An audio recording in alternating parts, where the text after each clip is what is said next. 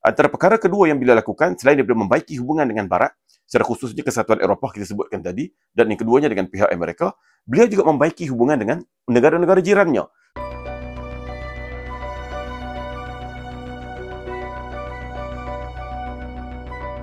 Ramai yang ingin mengetahui tentang Turki, iaitu sebuah negara yang dianggap penting ketika ini, yang kedudukannya di antara Asia dan Eropah, sepadan di antara dua benua ini, yang mana pemimpinnya Erdogan sangat popular di dunia sejak beberapa dekad yang lalu. Tetapi tidak ramai mengetahui sejarah politik beliau, yang mana ianya bermula daripada penglibatan beliau dalam Parti Refah yang menjadi ketua pemuda. Kemudian beliau menang pilihan raya pada tahun 90-an sebagai Datuk Bandar Istanbul pada ketika itu, dan daripada track recordnya sebagai Datuk Bandar itu, nama beliau mula popular ke seluruh Turki, menyebabkan beliau mula menjadi ancaman kepada pemerintah pada ketika itu.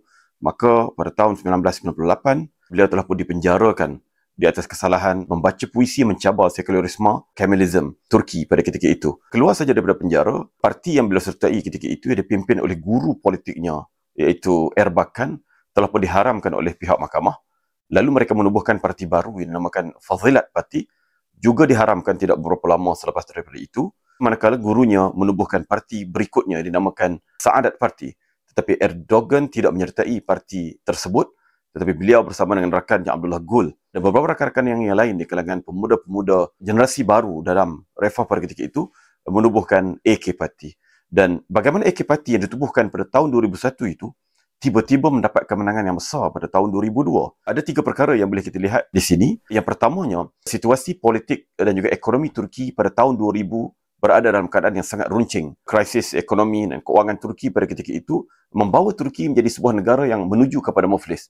Hutangnya terlalu tinggi, inflasinya yang begitu mendadak naik menyebabkan harga barang yang melambung-lambung harganya pada ketika itu memberi kelebihan kepada parti baru, iaitu AK Parti. Yang keduanya, AK Parti juga bukan semata-mata di kalangan mereka yang terlibat di dalam Refah Parti sebelum daripada itu, tapi ia menggabungkan pemimpin-pemimpin daripada tokoh-tokoh politik yang lain, termasuklah mereka yang berasal dari parti-parti yang beraliran nasionalis dan juga sekularis, juga golongan kiri, yang mana mereka yang dianggap sebagai bersih, yang menganggap diri mereka sebagai reformis, turut menyertai AK Parti, bergabung bersama dengan Erdogan dan juga Abdullah Gül ketika mana mengasaskan AK Parti 2001. Dan yang ketiganya, track record Erdogan sebagai Datuk Bandar yang dianggap berjaya membawa perubahan secara khususnya public transport ketika itu di Istanbul, membawa nama beliau ke persada Turki sebagai nama yang bukan sekadar bagus track recordnya tetapi clean ataupun bersih dari segi imejnya.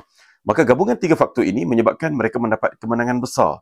Walaupun baru setahun lebih sahaja tubuhkan AK Parti, tetapi dalam pilihan raya November 2003 itu, AK Parti memenangi pilihan raya tersebut dengan jumlah undi yang tertinggi, tetapi popular vote yang mereka perolehi hanyalah sekitar 35%. Jadi bagaimana dengan sekadar 35% tapi boleh membentuk kerajaan? Ini kerana dalam undang-undang Turki, mana-mana parti politik yang hendak mendapatkan kerusi di parlimen, maka mereka perlu mendapat sekurang-kurangnya 10% minimum undi popular dalam pilihan raya. Dalam pilihan raya ketika itu, hampir kesemua parti-parti sedia ada, kecuali CHP, tidak mendapat walaupun 10% undi popular. Hanya AK Parti yang dipimpin oleh Erdogan dan juga CHP, iaitu parti yang ditubuhkan oleh Mustafa Kemal Atatürk, sahaja yang mendapat lebih daripada 10% undi. Maka dua parti ini menguasai parlimen, menyebabkan AK Parti mendapat lebih daripada 2/3. Sebab itulah mereka mendapat mandat yang begitu kuat, walaupun sekadar mendapat 35% undi popular. Maka Erdogan memerintah Turki dalam keadaan yang sangat selesa, dalam keadaan mereka berhadapan dengan kekuatan politik di parlimen dan sokongan padu daripada rakyat. Maka dengan segera mereka melakukan perubahan-perubahan ekonomi sebagaimana dikehendaki oleh rakyat, segera melakukan hubungan dengan negara-negara luar. Di antara dua perkara penting yang dilakukan oleh Erdogan pada ketika itu ialah pertamanya membaiki hubungannya dengan negara-negara lain. Secara khususnya beliau menyatakan bahawa, termasuklah dalam kempen pilihan raya, bahawa Turki mesra kepada NATO, itu sesekali tidak akan keluar daripada NATO yang diketuai oleh Amerika. Dan yang keduanya, dia menyatakan bahawa hasrat AK Parti itu untuk membawa Turki masuk ke dalam EU ataupun Kesatuan Eropah.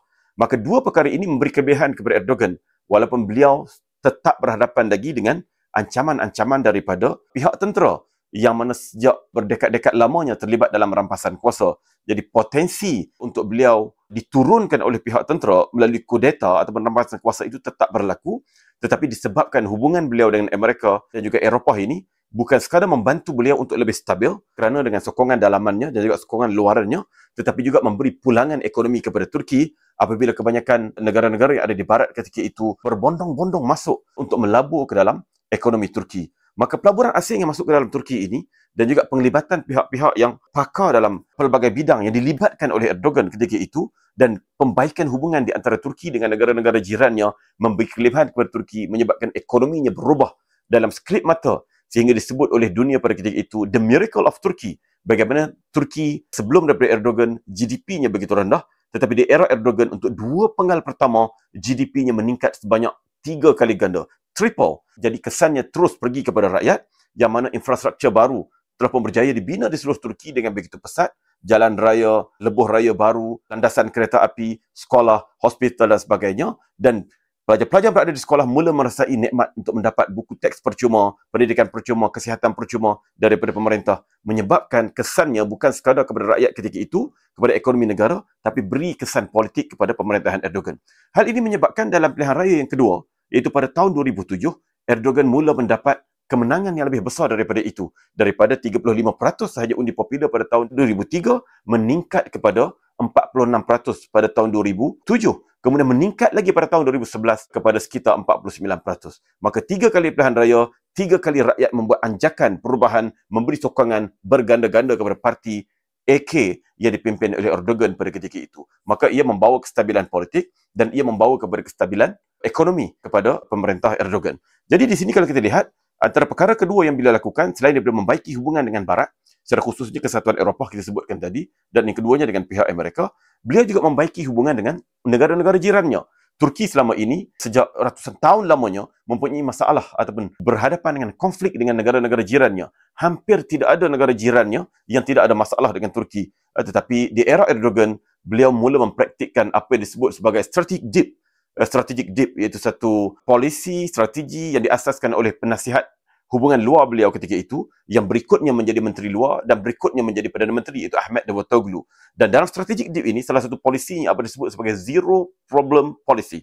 Zero problem policy dengan makna iaitu tidak ada masalah dengan negara-negara jiran. Jadi untuk penggal pertama dan penggal kedua pemerintahan Erdogan, maka kerajaan Erdogan begitu pesat melakukan pembaikan hubungan dengan negara-negara jirannya, menyebabkan menjelang tahun 2010 tidak ada lagi negara jirannya yang bermusuh dengan Turki, semuanya menjadi negara sahabat.